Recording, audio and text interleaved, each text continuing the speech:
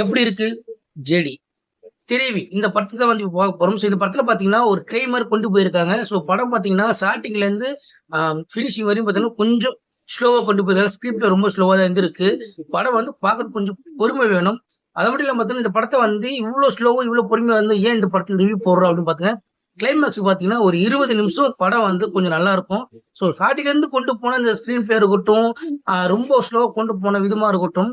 ஆனா ஒரு 20 நிமிஷத்துல வந்து ஒரு படத்தை வந்து கொஞ்சம் பாக்குற அளவுக்கும் கொஞ்சம் சில ட்விஸ்ட்டுகள் வச்சிருக்காங்க. இந்த ட்விஸ்ட் பாத்தீங்கன்னா கிட்டத்தட்ட பாத்தீங்கன்னா ஒரு ஒரு சில சீன்ஸ்ல இருக்கு. ஸோ அந்த சீன்ஸ் நான் சொல்ல விரும்பல. அதெல்லாம் சொல்லிட்டு கதை டோட்டலா கொலாப்ஸ் ஆயிடும். ஸோ இந்த படம் வந்து அதுக்காகவே இந்த படம் பார்க்கலாம். இந்த படத்தோட ஹீரோ பாத்தீங்கன்னா இதுக்கு முன்ன ஒரு படம் ஒண்ணு நடிச்சிருப்பாரு. லவ் ஸ்டோரி அது ரொம்ப பிடிச்சிருக்கும். நல்லா இருக்கும் அந்த படம். அந்த படத்துக்கு அப்புறம் வந்து இப்பதான் வந்து நான் தெரிஞ்சு இந்த படத்தை நான் பார்க்குறேன் அவரை. ஸோ படம் வந்து ஓரளவுக்கு பார்க்கலாம். ஒன் டைம் வாட்ச் தான். ஸோ இந்த படத்தை பார்க்காதவங்க படத்தை பாருங்க. படத்தை பார்த்துட்டு எப்படி இருக்குதுன்னு உங்களோட ரேட்டை கமெண்ட் பண்ணுங்க.